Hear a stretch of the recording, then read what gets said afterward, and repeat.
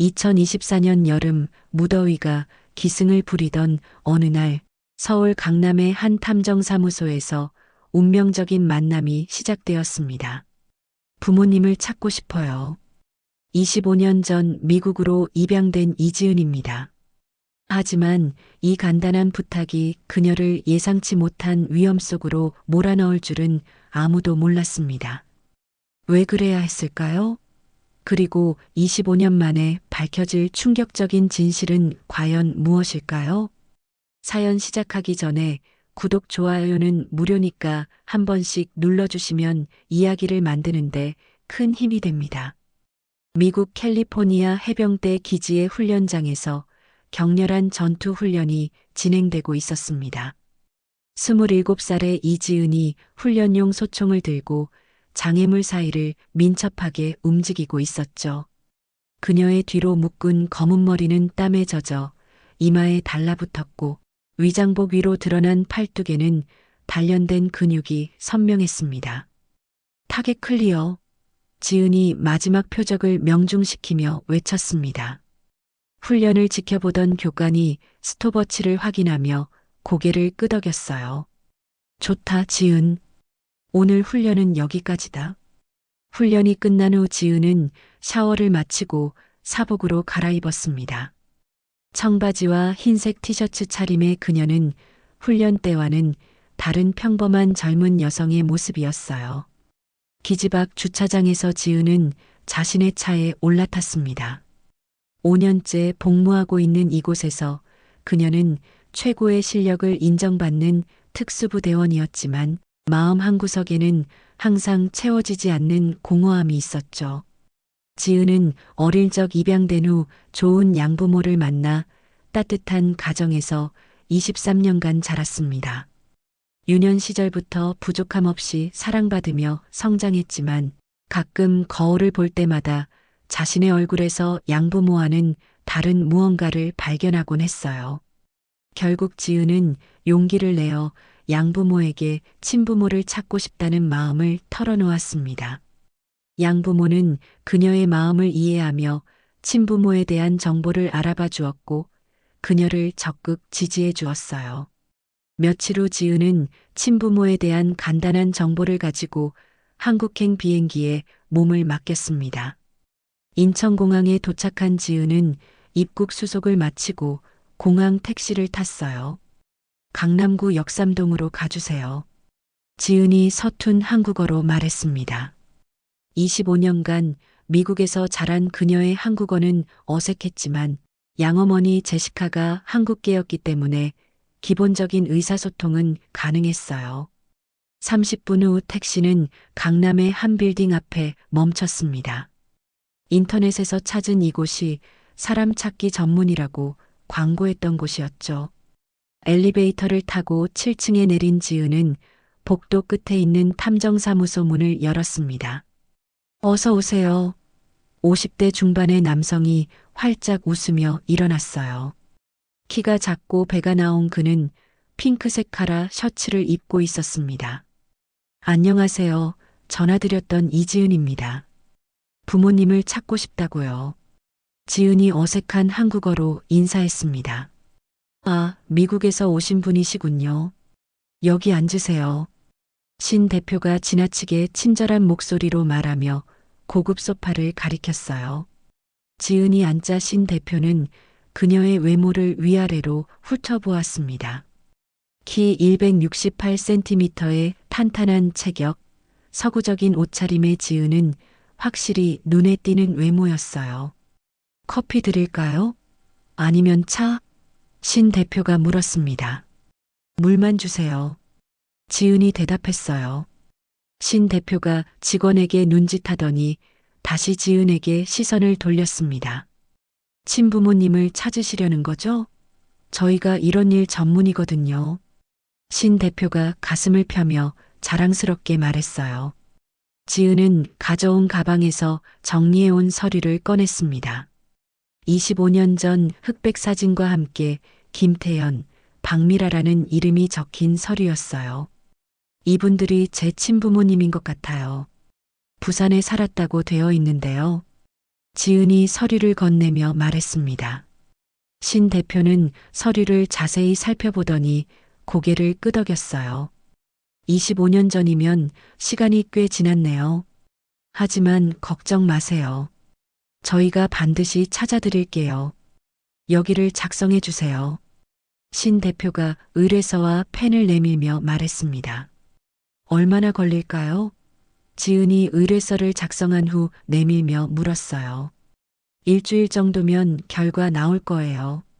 비용도 나중에 결과 나오면 받겠습니다. 신 대표가 의뢰서를 건네받으며 대답했습니다. 지은이 나간 후 신 대표는 휴대폰을 들어 어디론가 전화를 걸었어요. 형님, 오늘 기가 막힌 물건이 하나 들어왔습니다. 키도 크고 몸매도 좋고 부모도 없고. 신 대표가 비열한 웃음을 지으며 속삭였습니다. 제2장 함정에 빠지다. 이틀 후 지은의 휴대폰이 울렸습니다.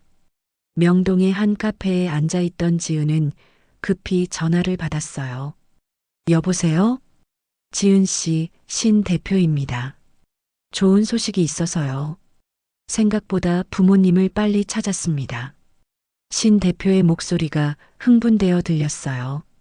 지은은 커피잔을 내려놓으며 심장이 빠르게 뛰는 것을 느꼈습니다. 정말요? 어디에 계세요? 지금 당장 사무실로 오세요. 자세한 이야기를 해드릴게요. 신 대표가 재촉하듯 말했어요. 지은은 서둘러 카페를 나와 택시를 탔습니다. 25년 만에 친부모를 만날 수 있다는 생각에 가슴이 뛰어 택시 안에서도 가만히 있을 수 없었어요. 30분 후 지은은 탐정사무소 문을 열었습니다. 그런데 지난번과 달리 사무실 안이 어둡고 조용했어요. 신 대표님? 지은이 불안한 목소리로 불렀습니다. 사무실 안쪽에서 신 대표가 나타났어요. 하지만 그의 뒤로 건장한 체격의 남성 3명이 따라 나왔습니다. 모두 검은 정장을 입고 있었고 얼굴에는 흉터가 있는 험악한 인상이었어요. 저분들은 누구세요? 지은이 본능적으로 한 발 뒤로 물러서며 물었습니다.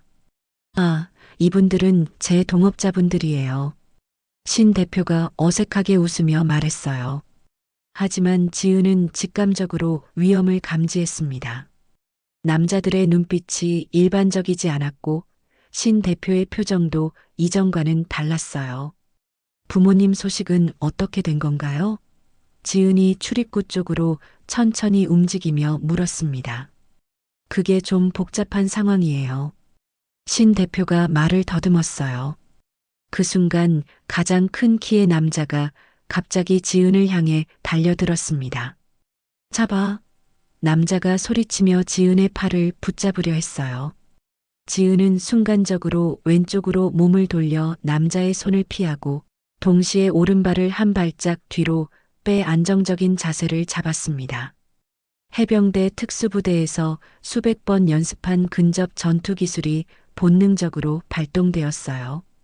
지은은 숨을 깊게 들이마시며 남자의 복부를 향해 오른손 주먹을 번개처럼 뻗어냈습니다. 명치 부위를 정확히 타격한 강력한 펀치였어요. 으악! 남자가 비명을 지르며 양손으로 배를 움켜쥐고 뒤로 밀려났습니다. 나머지 두 남자가 양쪽에서 동시에 달려들었어요. 지은은 재빠르게 허리를 숙여 몸을 낮추며 왼쪽에서 달려오는 남자의 다리를 자신의 오른발로 걸어 넘어뜨렸습니다. 오른쪽의 다른 남자가 지은의 머리채를 뒤에서 잡으려 했어요. 지은은 그의 움직임을 감지하고 몸을 돌리면서 왼쪽 주먹을 휘둘러 남자의 얼굴을 가격했습니다. 아! 남자가 코를 움켜쥐고 비명을 질렀어요.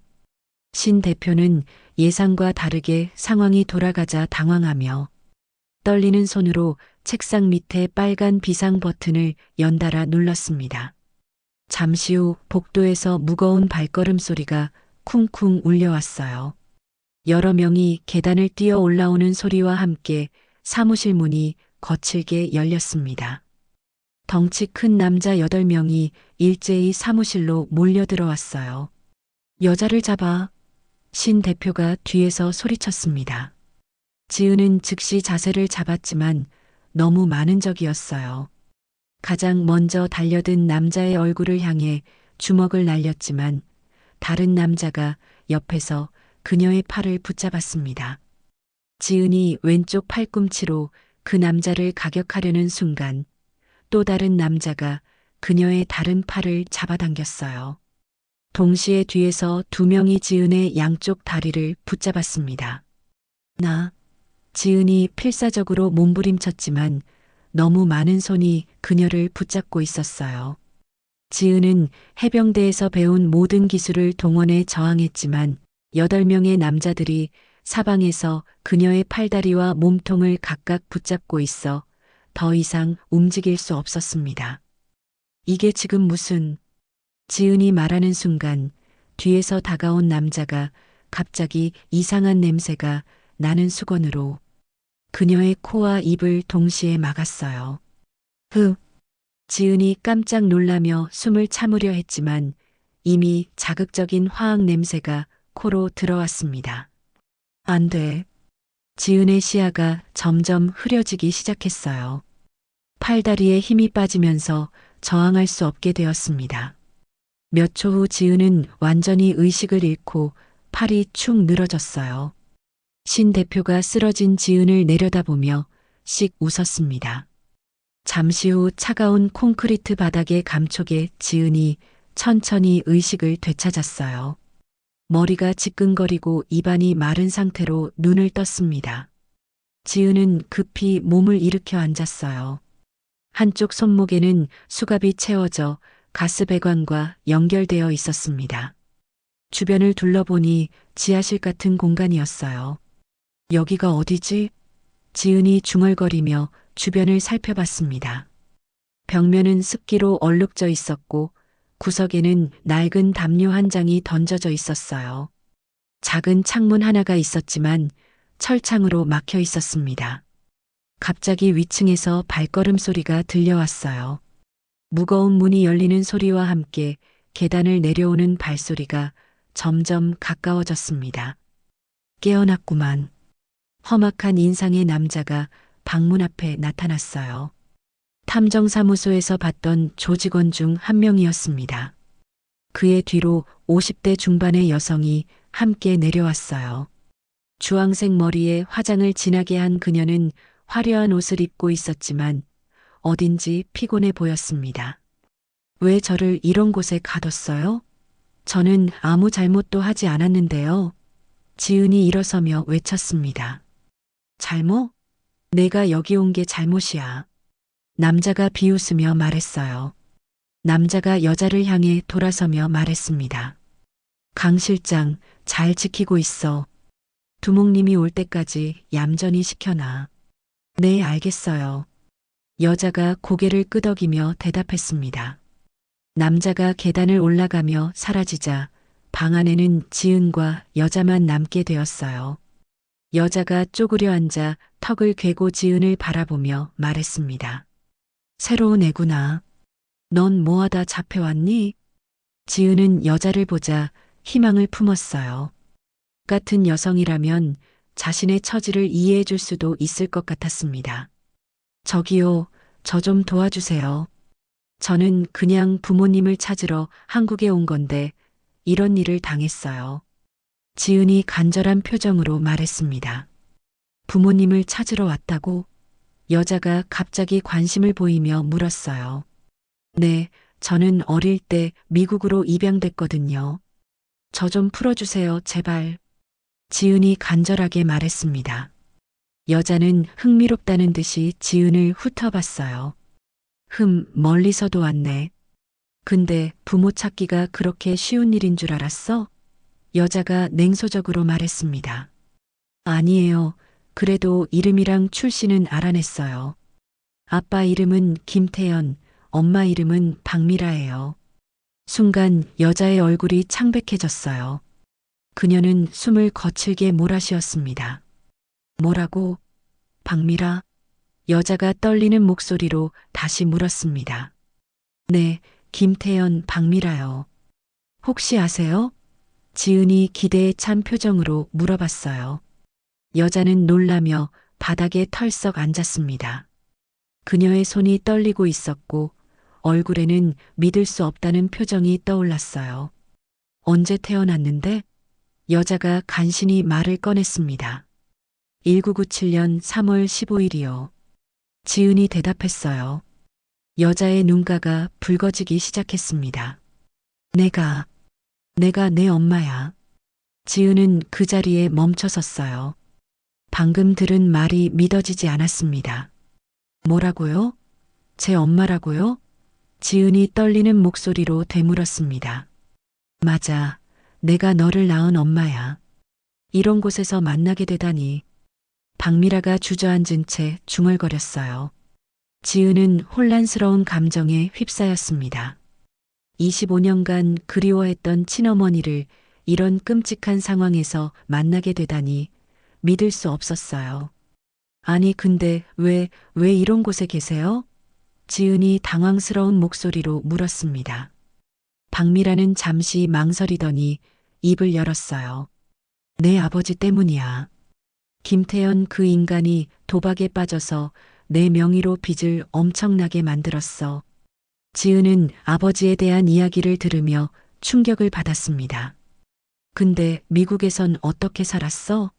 좋은 부모 만났니? 박미라가 궁금한 듯 물었어요. 네, 부모님이 정말 잘해주셨어요. 부족함 없이 자랐어요. 지은이 대답했습니다. 박미라의 눈에 묘한 빛이 스쳤어요. 그럼 경제적으로 여유가 있겠네? 박미라가 조심스럽게 물었습니다. 엄마, 제가 도와드릴게요. 이제 이런 일은 그만두세요. 지은이 간절히 말했어요. 정말이야? 나를 도와줄 수 있어? 박미라가 갑자기 목소리가 밝아지며 물었습니다. 물론이죠. 그러니까 얼른 여기서 같이 나가요. 지은이 간절한 표정으로 말했어요. 박미라는 잠시 생각에 잠겼습니다. 딸을 풀어줬다가 발각되면 조직으로부터 보복을 당할 수 있었어요. 하지만 딸의 도움을 받아 이 지긋지긋한 생활에서 벗어나는 것이 더 나은 선택이라고 판단했습니다. 그래, 얼른 여기서 나가자. 박미라가 일어서며 말했어요. 박미라는 허리춤에서 열쇠를 꺼내 수갑을 풀었습니다. 조용히 따라와. 이쪽에 비상구가 있어. 박미라가 속삭이며 지은의 손을 잡았어요. 두 사람은 어둠 속에서 조심스럽게 계단을 올라갔습니다.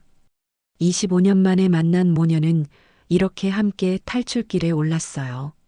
박미라는 지은의 손을 잡고 건물 뒤편의 비상구로 안내했습니다. 다행히 조직원들이 지키지 않는 곳이었고 두 사람은 무사히 건물을 빠져나올 수 있었어요. 빨리 여기서 멀리 가야 해. 박미라가 지은을 재촉하며 택시 정류장으로 향했습니다. 줄지어 있던 택시 중 하나를 타고 도착한 곳은 24시간 찜질방이었어요. 여기는 안전할 거야. 이런 곳까지는 찾아오지 않을 테니까. 박미라가 안도의 숨을 쉬며 말했습니다. 찜질방 휴게실의 조용한 구석자리에 앉은 두 사람은 드디어 제대로 대화를 나눌 수 있었어요.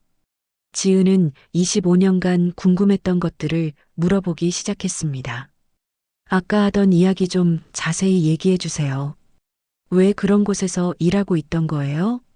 김태연 그 인간이 내 명의로 빚을 졌어. 결국 사채업자들이 날 찾아와 돈을 갚으라고 협박했지. 그런데 난 갚을 돈이 없었고, 박미라는 고개를 숙인 채 지난 시간을 하나하나 꺼내기 시작했어요. 결국 그들 밑에서 일하게 됐어. 그들 밑에서요? 무슨 일을 하셨다는 거예요? 지은이 조심스럽게 물었습니다. 여자들을 관리하는 일. 나는 그놈들이 데려오는 여자애들을 돌보는 일을 했어. 빚을 갚기 위해서 어쩔 수 없이. 박미라의 목소리는 점점 작아졌고 고개는 점점 더 숙여졌어요. 엄마. 지은은 믿기지 않는 현실 앞에서 숨이 막히는 듯 했습니다. 아버지는 지금 어디 계세요? 지은이 조심스럽게 물었어요. 박미라는 잠시 망설이더니 한숨을 쉬었습니다. 그 인간 나도 모르지. 여전히 술과 도박에 빠져 살고 있겠지 뭐. 박미라가 한숨을 섞어가며 말했어요. 정말요? 분명 사진에서는 다정한 분처럼 보였는데. 지은이 의아해하며 말했습니다. 다정하긴 뭐가 다정해. 딴 여자들한테나 다정했겠지. 내가 그 인간 때문에 갓 태어난 너를 품에 안고 입양 보내야 했을 때 내 마음이 어땠을 것 같아?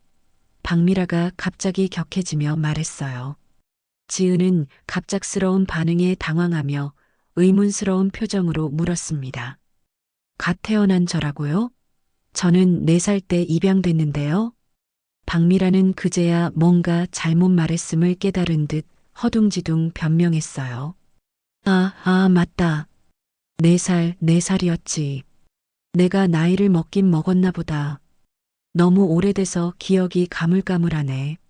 지은은 뭔가 이상하다는 눈빛으로 그녀를 바라보며 더 물어보려 했어요. 하지만 박미라가 먼저 말을 끊었습니다. 아니 근데 지은아, 미국에선 어떻게 살았어? 공부는 잘했니? 지은은 잠시 멈칫하다가 담담하게 대답했어요. 네, 감사하게도 부모님이 정말 잘해주셔서 잘 지냈어요.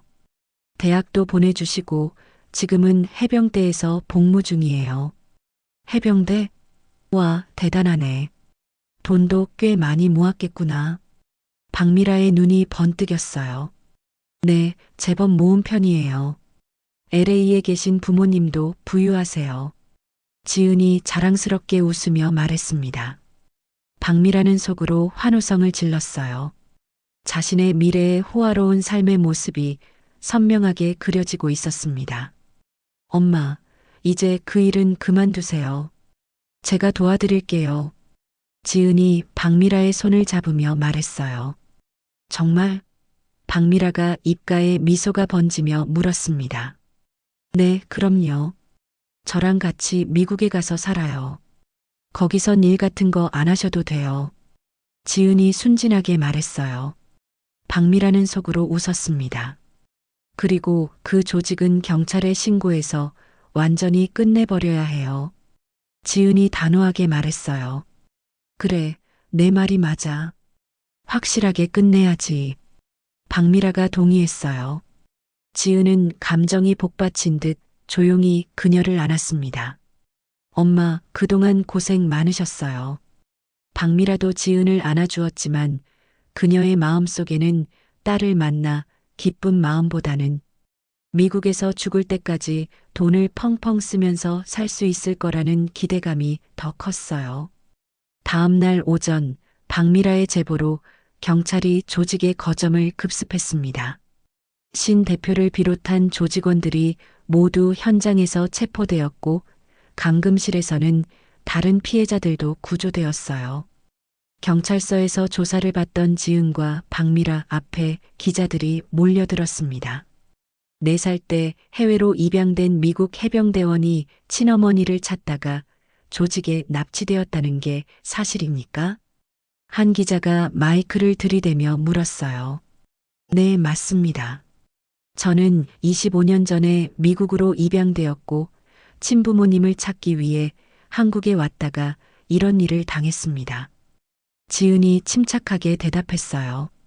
그런데 기적적으로 어머니와 만나게 되었다고 들었는데요. 다른 기자가 질문했습니다. 박미라가 불쑥 나서서 대답했어요. 저도 그 조직에 끌려가 있던 상황이었어요. 딸과 25년 만에 그런 끔찍한 곳에서 만나게 되었습니다. 어떻게 그런 일에 연루되게 되신 겁니까? 기자가 박미라에게 물었어요. 박미라는 잠시 눈물을 흘리는 신용을 했습니다. 남편이 도박과 술에 빠져서 제 명의로 엄청난 빚을 만들었어요. 사채업자들이 저를 협박해서 어쩔 수 없이 그런 일을 하게 되었습니다. 남편분은 지금 어디 계신가요? 기자가 추가로 물었어요. 여전히 도박과 술에 빠져 살고 있어요. 가족을 버리고 자기 즐거움만 쫓는 사람입니다. 박미라가 원망스러운 표정으로 말했습니다. 그날 저녁 뉴스에서 이 사건이 주요 뉴스로 보도되었어요. 박미라는 뉴스를 보며 만족스러운 표정을 지었습니다. 자신의 계획이 순조롭게 진행되고 있었거든요. 같은 시각 부산시 외곽의 낡은 고시원에서 58살의 김태연이 뉴스를 보고 있었습니다. 그는 컵라면으로 저녁을 때우며 오래된 텔레비전을 보고 있었어요. 뉴스에서 지은과 박미라의 인터뷰가 나오자 태연의 손에 들린 젓가락이 멈췄습니다. 25년 전 해외 입양으로 미국에 간 한국계 여성이 앵커의 말을 들으며 태연은 몸을 앞으로 기울였어요. 화면에 나온 지은의 모습을 보자 무언가 익숙한 느낌이 들었습니다. 남편이 도박에 빠져 가족을 버렸어요. 혼자서는 아이를 키울 수 없어서 눈물을 머금고 입양을 보냈습니다. 박미라의 인터뷰가 나오는 순간 태연은 라면 그릇을 바닥에 떨어뜨렸어요. 이 나쁜 년이. 태연이 텔레비전을 향해 소리쳤습니다. 그의 얼굴은 분노로 일그러졌고 주먹을 불끈 쥐었어요. 미라가 이렇게 모함하다니, 이런 뻔뻔한. 태연은 20년간 건설 현장에서 함께 일했던 동료들과의 추억을 떠올렸습니다.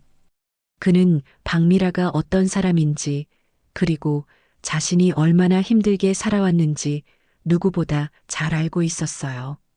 지은아, 진실은 박미라가 말한 것과 정반대야. 태연이 떨리는 목소리로 말을 시작했어요. 지은은 아버지의 말에 집중했습니다. 그의 기억은 서서히 27년 전으로 되돌아가고 있었어요. 27년 전 나는 부산의 작은 건설회사에서 일하는 평범한 남자였어. 박미라와 결혼하고 너를 가졌을 때가 내 인생에서 가장 행복한 시절이었지. 태연의 눈가에 그리움이 스쳤어요. 임신한 미라의 배를 어루만지며 우리 지은이 곧 만날 수 있겠네라고 말하던 그때가 그립구나. 태연이 과거를 회상하며 말했습니다. 지은은 아버지의 말을 들으며 가슴이 뭉클했어요. 어머니가 들려준 이야기와는 전혀 다른 따뜻한 기억이었습니다. 그런데 내가 태어나고 석 달쯤 되었을 때 집에 돌아와 보니 미라가 사라져 있었어. 태연의 목소리가 점점 작아졌어요. 집안은 엉망이었고 그동안 모아놓은 돈도 모두 없어졌지. 너만 옆집 할머니가 돌봐주고 계셨어. 지은은 충격을 받았습니다. 그럼 엄마가 저를 버리고 간 거였어요?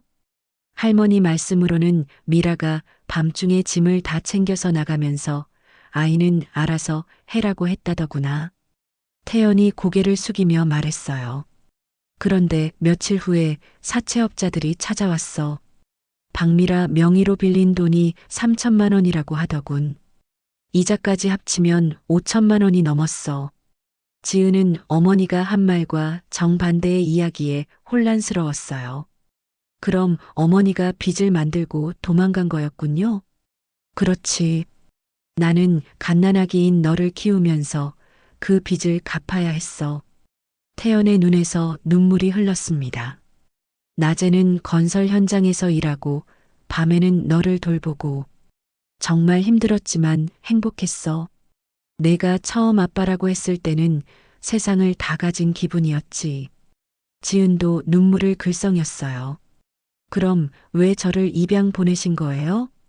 태연은 잠시 말을 멈췄어요. 가장 고통스러운 기억을 꺼내야 하는 순간이었습니다.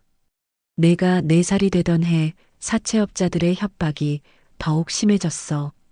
돈 안 갚으면 딸을 데려가겠다고 위협했지. 태연의 목소리가 떨렸어요. 그리고 어느 날 건설 현장에서 큰 사고가 났어. 내 손가락 2개가 잘려나갔고 일을 제대로 할 수 없게 되었지. 지은은 아버지의 손을 보았어요. 과연 2 손가락이 짧게 잘린 흔적이 있었습니다. 수입이 줄어들자 사채업자들은 더욱 극성을 부렸어. 매일같이 집 앞에 와서 소리를 지르고 내가 무서워하는 모습을 보니 견딜 수 없었어. 태연이 주먹을 꽉 쥐며 계속 말했어요. 그때 나는 선택해야 했어. 너를 계속 내 곁에 두면서 위험에 빠뜨릴 것인가, 아니면 좋은 가정에 입양 보내서 안전하게 키울 것인가. 아빠, 지은이 아버지의 손을 잡았어요. 입양기관에서 미국에 있는 좋은 가정을 소개해줬어. 경제적으로 안정되어 있고 엄마 쪽이 한국계라서 너에게도 좋을 거라고 했지. 태연의 눈에서 눈물이 쏟아져 내렸어요. 입양 보내는 날, 너는 아빠, 우리 같이 가야지라고 했어. 그 말이 아직도 내 귀에 맴돌아. 지은은 아버지를 꽉 안아주었습니다. 아빠, 전혀 몰랐어요. 너를 보낸 후에도 나는 계속 빚을 갚았어. 20년 넘게 건설 현장을 전전하면서 번 돈은 모두 사채업자들에게 갔지. 태연이 한숨을 쉬며 계속 말했어요. 그러다가 몸이 완전히 망가져서 더 이상 일을 할 수 없게 되었어. 고시원비도 낼 수 없어서 결국 거리로 내몰렸지. 그럼 박미라는 어디 있었던 거예요? 지은이 물었어요. 한번 들은 적이 있어. 서울에서 유흥업소 일을 한다고. 하지만 나를 찾아온 적은 한 번도 없었지. 태연이 씁쓸하게 말했어요. 지은은 모든 것을 이해했습니다. 어머니 박미라가 한 말은 모두 거짓이었고 진짜 희생자는 아버지였던 거예요. 아빠, 정말 죄송해요. 엄마 말만 믿고 아빠를 의심했어요. 지은이 눈물을 흘리며 사과했어요. 아니야, 당연한 거야. 내가 어떻게 알겠니? 태연이 딸을 다독이며 말했어요. 근데 어떻게 그 조직에 갇혀있던 미라를 만났다는 거니? 태연이 궁금해하며 물었어요. 지은은 며칠 전 있었던 일들을 자세히 설명했어요. 탐정사무소에서 납치당한 것부터 지하실에서 박미라를 만난 것까지. 그래서 엄마가, 아니, 박미라가 저를 구해줬다고 생각했는데 알고 보니 모든 게 거짓말이었던 거네요. 지은이 실망스럽게 말했어요. 미라는 원래 그런 사람이야. 자기 이익만 챙기는.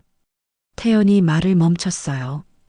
딸 앞에서 그녀의 친어머니를 너무 나쁘게 말하고 싶지 않았거든요. 아빠, 이제 저랑 같이 미국에 가요. 양부모님께 모든 걸 말씀드릴게요. 지은이 간절하게 말했어요. 정말 내가 가도 될까? 태연이 조심스럽게 물었어요. 당연하죠. 아빠는 제 진짜 영웅이에요. 20년 넘게 혼자서 모든 걸 감당하시면서도 저를 위해 최선의 선택을 하셨잖아요. 지은이 아버지를 바라보며 말했어요. 태연은 딸의 말에 감격했습니다. 25년간의 고생이 모두 보상받는 기분이었어요. 그런데 아빠, 박미라는 어떻게 된 거예요? 아직도 거짓말을 계속하고 있나요? 지은이 물었어요. 아마 자기 욕심 때문일 거야. 내가 미국에서 잘 살고 있다는 걸 알고 이용하려는 거겠지. 태연이 안타깝게 말했어요. 지은은 이제 모든 진실을 알았습니다. 진짜 부모의 사랑이 무엇인지, 그리고 누가 진정으로 자신을 위해 희생했는지. 아빠, 이제 박미라와는 완전히 정리해야겠어요. 더 이상 거짓말을 계속하게 둘 수는 없어요. 지은이 결심에 찬 목소리로 말했어요. 지은은 아버지와의 대화를 마치고 박미라를 찾아가기로 결심했습니다. 거짓말로 자신을 속이고 아버지를 모함한 것에 대해 따져 묻고 싶었어요. 아빠, 저 혼자 가볼게요. 아빠는 여기서 기다리세요. 지은이 태연에게 말했습니다. 위험하지 않을까? 같이 가자. 태연이 걱정스럽게 말했어요. 괜찮아요. 이건 제가 직접 해결해야 할 일이에요. 지은이 결연한 표정으로 말했어요. 박미라가 머물고 있다고 했던 주소를 찾아간 지은은 낡은 다세대 주택 앞에 도착했습니다. 하지만 집 앞에는 이미 경찰차 2대가 서 있었어요. 무슨 일이지? 지은이 중얼거리며 집에 다가갔습니다. 그때 집에서 경찰관 2명이 박미라를 양팔로 붙잡고 나왔어요. 박미라의 손목에는 수갑이 채워져 있었습니다. 왜요? 왜 저를 잡는 거예요?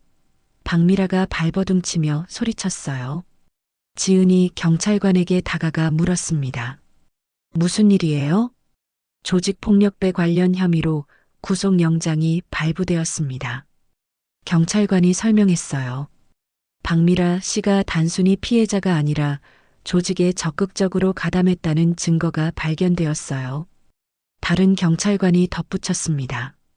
지은아, 도와줘. 박미라가 지은을 향해 소리쳤어요.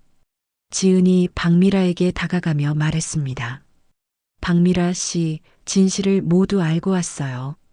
뭐? 무슨 진실? 박미라가 당황한 표정으로 물었어요. 김태현 아버지를 만났어요. 25년 전에 누가 정말로 가족을 버렸는지 알았고요. 지은의 말에 박미라의 얼굴이 창백해졌어요. 그리고 아버지가 도박을 했다는 것도 거짓말이죠. 박미라 씨가 도박으로 빚을 만들고 가족을 버린 거였어요. 지은이 차분하게 말했습니다. 박미라가 변명하기 시작했어요. 그건 아버지가 그 빚을 갚기 위해 20년 넘게 건설 현장에서 고생하신 것도 알았어요. 손가락까지 잃으시면서도 묵묵히 빚을 갚으셨죠. 지은이 계속 말했어요. 박미라는 더 이상 변명할 수 없었습니다. 모든 거짓말이 들통난 상황이었어요.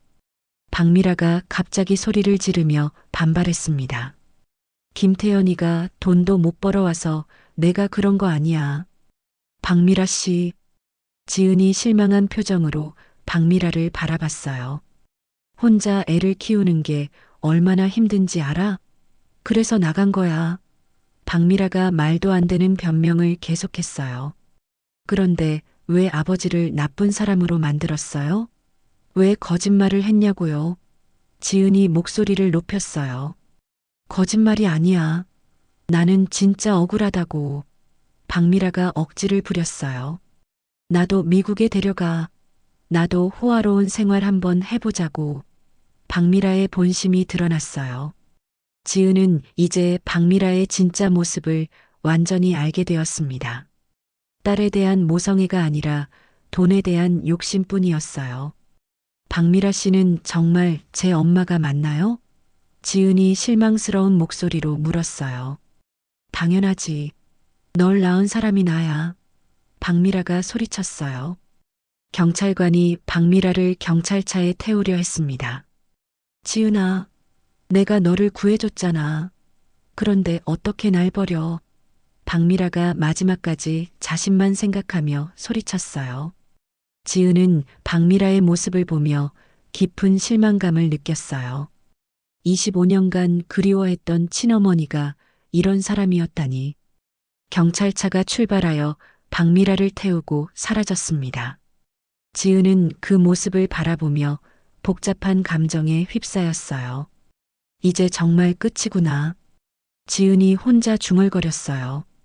하지만 동시에 아버지의 진실된 사랑을 확인할 수 있어서 다행이라는 생각도 들었습니다.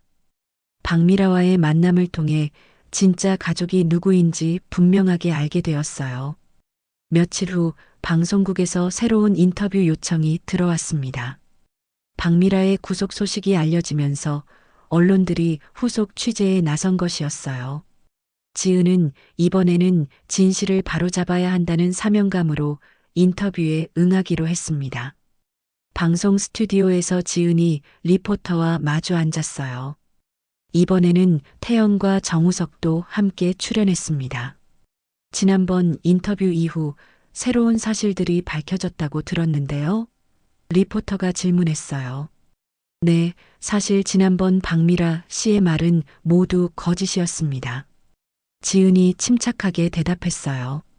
어떤 부분이 거짓이었나요?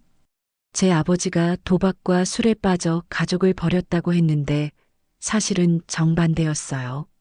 지은이 말했습니다. 박미라 씨가 도박하다가 제 아버지 명의로 큰 빚을 만들고 아버지와 저를 버리고 도망갔습니다. 지은의 증언에 리포터가 놀란 표정을 지었어요. 구체적으로 어떤 일이 있었던 건가요? 지은이 눈물을 글썽이며 아버지에게 들은 모든 이야기들을 말했습니다. 태연도 인터뷰에 참여했어요. 저는 20년 넘게 박미라가 만든 빚을 갚으며 살았습니다. 딸을 입양 보낸 것도 딸의 안전을 위해서였어요. 정우석이 증언을 덧붙였어요. 저는 김태연 씨와 20년간 함께 일했습니다. 그는 술도 거의 안 마시고 도박은 꿈도 꾸지 않는 성실한 사람이었어요. 방송이 나간 후 온라인에는 지지와 응원의 댓글들이 쏟아졌어요. 이번에는 태연에 대한 비난 대신 존경과 응원의 목소리가 높았습니다.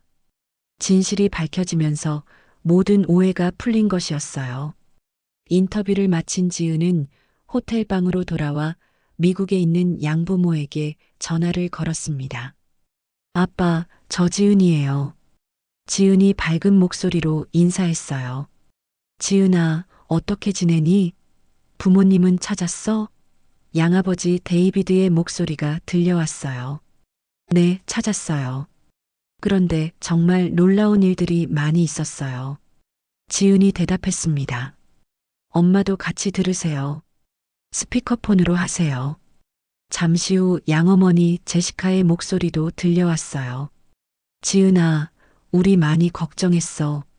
뉴스에서 봤는데 위험한 일이 있었다면서? 지은은 지난 며칠간 있었던 일들을 차근차근 설명하기 시작했습니다. 박미라와의 만남, 탈출, 그리고 태연과의 재회까지 모든 이야기를 들려주었어요. 지은의 설명을 들은 양부모는 깊이 감동했습니다. 정말 대단한 아버지시구나. 수십 년간 혼자서 고생하시면서도 딸 생각만 하셨다니 정말 위대한 분이야. 데이비드가 감탄하며 말했어요. 그런데 제가 부탁드릴 게 있어요. 지은이 조심스럽게 말했습니다. 뭔데? 뭐든지 말해봐. 데이비드가 대답했어요. 지난번에 말씀드린 대로 친아버지를 미국에 모시고 함께 살고 싶어요. 당연하지. 우리가 이미 그렇게 하기로 결정했단다. 제시카가 먼저 입을 열었어요. 정말요? 지은이 놀라며 물었습니다. 물론이야. 내 친아버지랑 얼른 미국으로 돌아와. 데이비드가 따뜻하게 말했어요. 우리가 집도 마련해드리고 근처에서 함께 살자. 이제 우리는 진짜 큰 가족이 되는 거야. 제시카의 말에 지은은 감격했어요. 정말 감사해요. 지은이 눈물을 흘리며 말했습니다. 제7장 새로운 시작. 6개월 후 미국 LA의 아름다운 주택가에 위치한 2층 단독주택에서 따뜻한 저녁 시간이 흘러가고 있었습니다. 넓은 거실에서 4명의 가족이 함께 저녁을 먹고 있었어요. 태연은 깔끔하게 정리된 모습으로 정장을 입고 있었습니다. 6개월 전에 초라했던 모습은 온데간데 없이 사라졌어요. 아버지, 이 음식 어때요? 입에 맞으세요? 지은이 태연에게 물었습니다. 너무 맛있어. 미국 음식도 이제 익숙해졌어. 태연이 미소를 지으며 대답했어요. 양어머니 제시카가 한국어로 태연에게 말을 걸었습니다. 내일 병원 검진 받으러 가시는 거 맞죠? 네, 제시카 씨. 정말 감사합니다. 태연이 정중하게 답했어요. 제시카는 한국계 미국인이어서 한국어로 대화가 가능했고 이 덕분에 태연은 훨씬 편안하게 지낼 수 있었습니다. 양아버지 데이비드가 태연에게 말했어요. 영어 수업은 어떠세요? 어렵진 않으세요? 처음에는 어려웠는데 지은이가 열심히 가르쳐줘서 조금씩 늘고 있어요. 태연이 지은을 바라보며 대답했습니다. 아빠가 생각보다 빨리 적응하고 계세요. 영어 발음도 빨리 늘고 있어요. 지은이 자랑스럽게 말했어요. 식사 중에 데이비드가 태연에게 고개를 숙였습니다. 그동안 정말 고생 많으셨습니다. 그리고 이런 훌륭한 딸을 우리에게 맡겨주셔서 진심으로 감사합니다. 아니에요. 오히려 지은이를 이렇게 잘 키워주셔서 제가 감사해야죠. 태연이 겸손하게 대답했어요. 이제 우리는 진짜 가족이에요. 편하게 지내세요. 제시카가 태연의 손을 잡으며 말했습니다. 저녁 식사가 끝난 후 네 사람은 거실 소파에 앉아 대화를 나누었어요. 벽난로에서는 따뜻한 불꽃이 타오르고 있었습니다. 아빠, 한국이 그리우세요? 지은이 물었어요. 가끔은 그리워. 하지만 우리 딸과 함께 있으니까 여기가 훨씬 좋아. 태연이 딸을 바라보며 말했습니다. 그런데 정우석 아저씨는 어떻게 지내세요? 지은이 궁금해하며 물었어요. 우석이는 부산에서 작은 식당을 차렸대. 아주 잘 되고 있다고 하더라고. 태연이 대답했습니다. 우리를 도와주신 분이니까 나중에 한국 가면 들러봐야겠어요. 지은이 말했어요. 데이비드가 제안했습니다. 내년 여름 휴가 때 가족여행으로 한국에 가보는 게 어때요?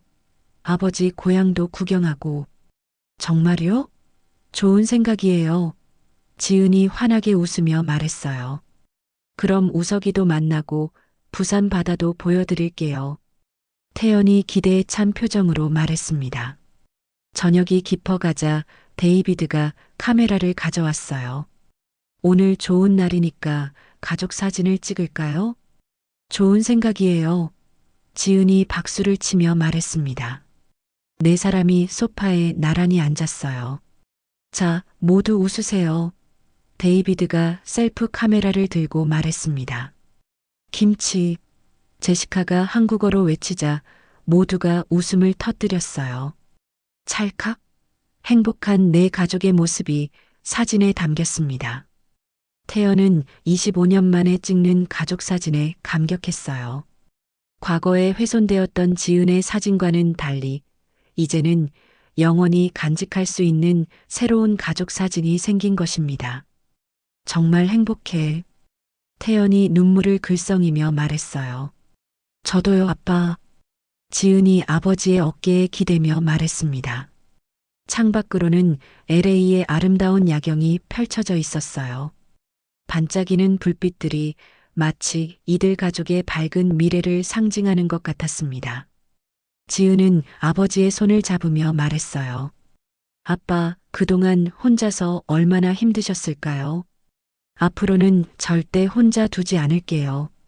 지은아, 내가 이렇게 훌륭하게 자라준 것만으로도 아빠는 세상을 다 가진 거야. 태연이 딸을 바라보며 말했어요. 제시카가 따뜻하게 말했습니다. 이제 우리는 정말 완전한 가족이 되었네요. 서로 아끼고 사랑하며 살아가요. 데이비드도 고개를 끄덕이며 말했어요. 가족이라는 건 혈연만으로 이루어지는 게 아니라 사랑으로 이루어지는 거라고 생각해요. 우리는 이제 진정한 가족입니다. 그날 밤 지은은 자신의 방에서 일기를 썼어요. 오늘로써 나의 길고 긴 가족 찾기 여행이 끝났다. 처음에는 단순히 친부모를 찾고 싶다는 마음으로 시작했지만 그 과정에서 진정한 가족의 의미를 배웠다. 혈연보다 중요한 것은 서로를 위해 희생하고 사랑하는 마음이라는 것을, 박미라를 통해 혈연이 모든 것을 보장하지 않는다는 것도 알았고, 아빠를 통해 진정한 부모의 사랑이 무엇인지도 배웠다. 그리고 데이비드와 제시카를 통해 가족은 만들어가는 것이라는 것도 깨달았다.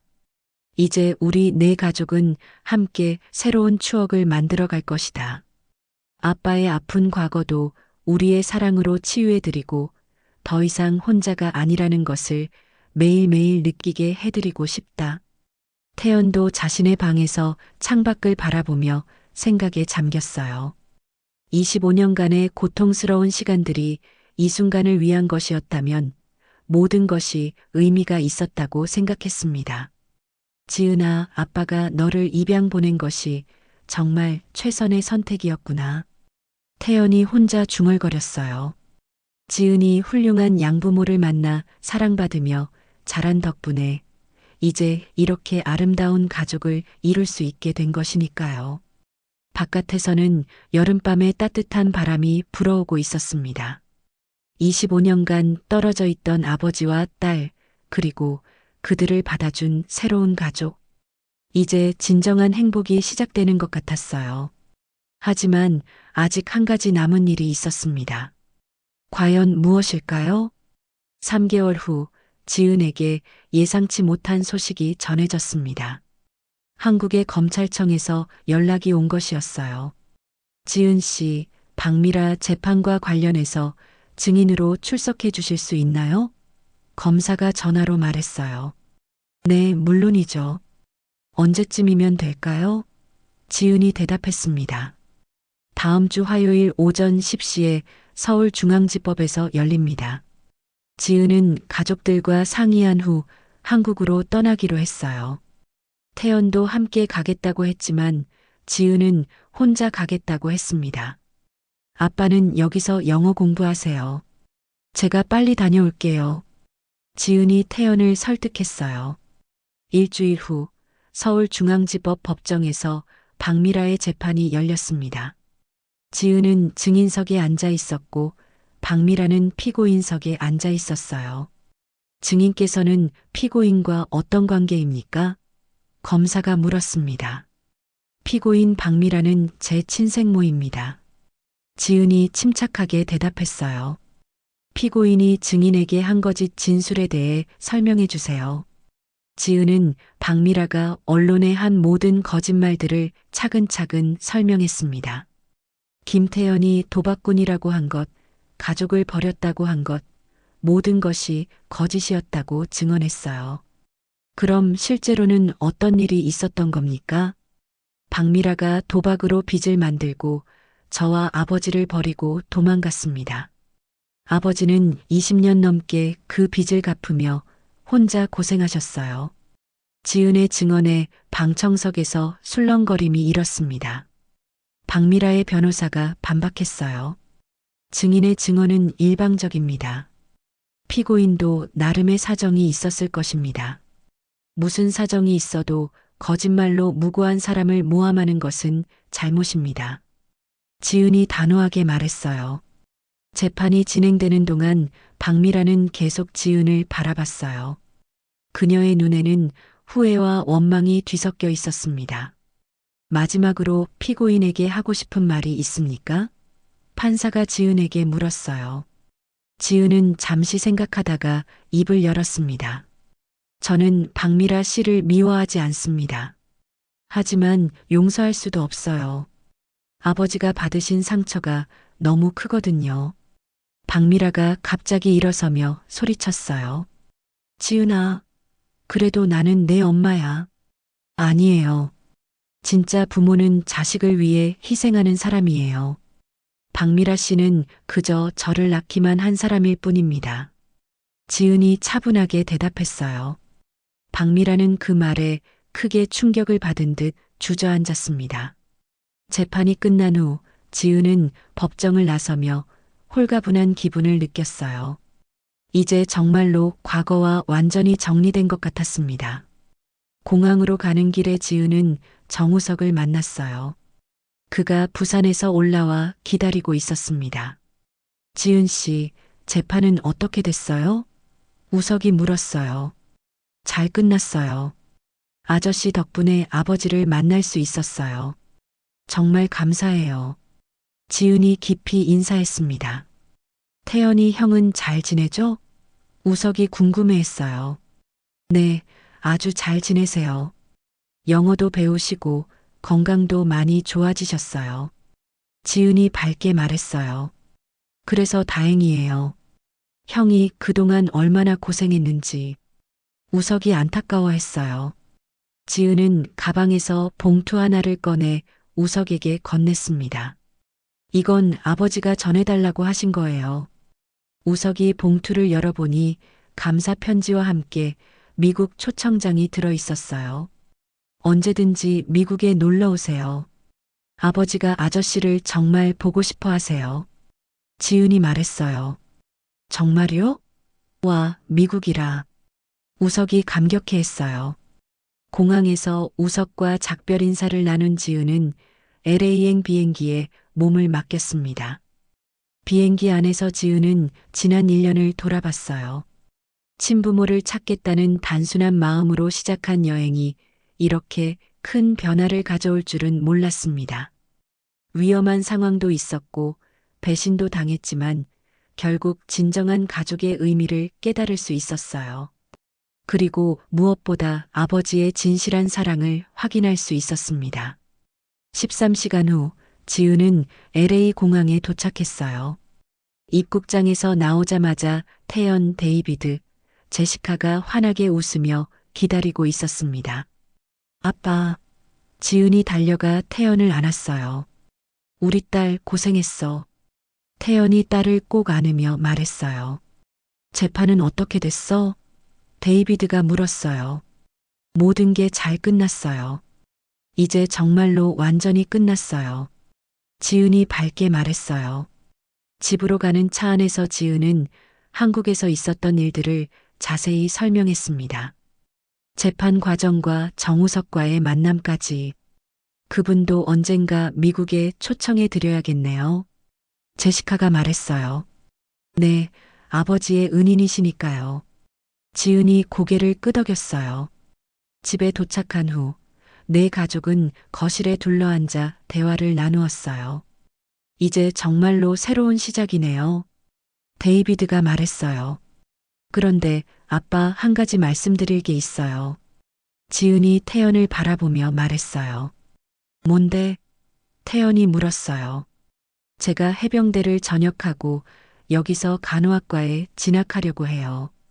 아빠 곁에서 더 많은 시간을 보내고 싶어요. 지은의 말에 태연은 감격했어요. 정말이야? 하지만 내 꿈을 포기하는 건 아니지? 태연이 걱정스럽게 물었어요. 아니에요. 오히려 새로운 꿈이에요. 사람들을 돌보는 일을 하고 싶어졌어요. 지은이 웃으며 말했어요. 제시카가 박수를 쳤어요. 좋은 생각이야. 우리가 전폭적으로 지원할게. 그리고 아빠도 검정고시를 준비해서 대학에 가보세요. 아직 늦지 않았어요. 지은이 제안했어요. 내가 이 나이에? 태연이 놀라며 물었어요. 나이는 숫자일 뿐이에요. 아빠가 하고 싶었던 공부를 이제라도 해보세요. 데이비드가 격려했어요. 그날 밤 지은은 다시 일기를 썼어요. 오늘로써 나의 모든 여행이 정말로 끝났다. 한국에서의 재판을 통해 과거와 완전히 작별할 수 있었고, 이제는 미래만 바라보며 살 수 있게 되었다. 가족이라는 것이 얼마나 소중한지, 그리고 진정한 사랑이 무엇인지 배웠다. 앞으로는 받기만 한 사랑을 다른 사람들에게도 나누어 주고 싶다. 아빠와 함께 새로운 꿈을 키워가며 데이비드와 제시카에게 받은 사랑에 보답하며 살아가고 싶다. 우리 가족은 이제 정말로 완전해졌다. 창밖으로는 LA의 밤하늘에 별들이 반짝이고 있었어요. 25년간의 긴 여행이 끝나고 이제 진정한 행복이 시작되는 것 같았습니다. 태연도 자신의 방에서 일기를 쓰고 있었어요. 딸을 입양 보낸 지 25년 만에 다시 만났다. 그 긴 시간 동안의 고통이 모두 의미가 있었다는 것을 이제야 안다. 지은이가 이렇게 훌륭하게 자란 것을 보니 내가 한 선택이 옳았다는 확신이 든다. 그리고 이제는 남은 인생을 딸과 함께 행복하게 살 수 있게 되었다. 데이비드와 제시카에게도 정말 감사하다. 이들이 없었다면 이런 행복은 불가능했을 것이다. 우리는 이제 진정한 가족이다. 이렇게 이지은과 김태연 그리고 데이비드, 제시카 가족의 이야기는 해피엔딩으로 막을 내렸습니다. 때로는 힘들고 험난한 길을 걸어야 하지만 결국 진실과 사랑이 승리한다는 것을 보여주는 감동적인 이야기였어요. 여러분은 이 이야기를 보면서 어떤 생각이 드셨나요? 진정한 가족의 의미가 무엇이라고 생각하시나요? 댓글로 여러분의 생각을 들려주세요. 그리고 이런 감동적인 이야기가 더 보고 싶으시다면 구독과 좋아요 버튼을 눌러주세요. 여러분의 관심이 더 좋은 콘텐츠를 만드는 원동력이 됩니다.